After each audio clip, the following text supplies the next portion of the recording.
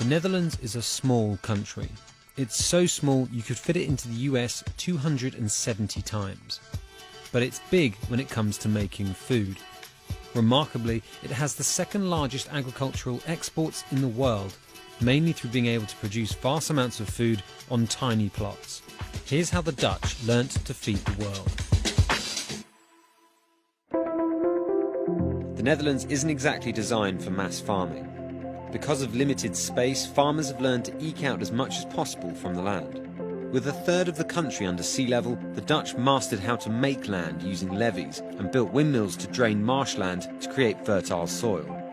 This area just outside of Amsterdam, Flevopolder, is the largest artificial island in the world and didn't exist half a century ago.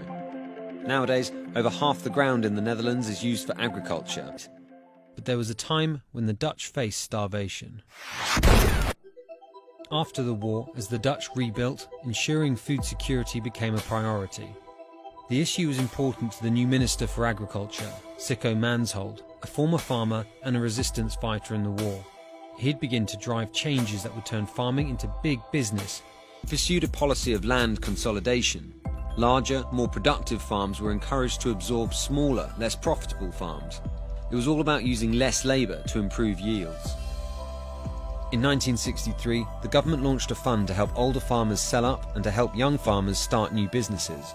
State funding into research and technology such as fertilizers and machinery followed, and thanks to aid from the US Marshall Plan, numbers of tractors rose quickly, helping farmers work more land.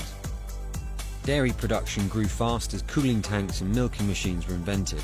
In 1960, the average Dutch dairy cow would produce 4,200 kilograms of milk per year.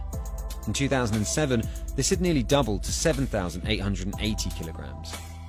Oversupply of milk wasn't a problem. The dairy board created Joris Driepinter, and he encouraged kids to drink plenty of it. But technical innovation didn't stop with machines. The Dutch pioneered specialist greenhouses, creating conditions that would result in many more plantings than ever before. Then, a huge discovery in 1959. The vast Groningen gas field would offer greenhouse horticulture a huge boost. Farmers profited from the cheap energy as their crops benefited from the heat and the added CO2. The Netherlands now has the world's highest yields per hectare for cucumbers, chili peppers and tomatoes, all carefully picked for their profitability. Reducing water use is part of making efficiencies too. Today, some farms use just 4 litres to grow a kilo of glasshouse tomatoes. The global average is 214 litres. The Dutch were master breeders of plants and livestock.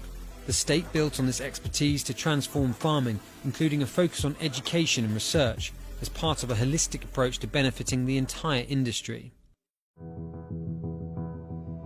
It hasn't all been good though. The Dutch have been criticised for getting ahead with over-intensive methods and using synthetic fertilisers to boost production. They're now working to change this. In 1999, the country used more fertiliser than any other European country, spreading on average 500 kilos per hectare. By 2014 though, that figure had more than halved. By working together, farmers, scientists, businesses and the state turned the Netherlands into a world leader in modern farming.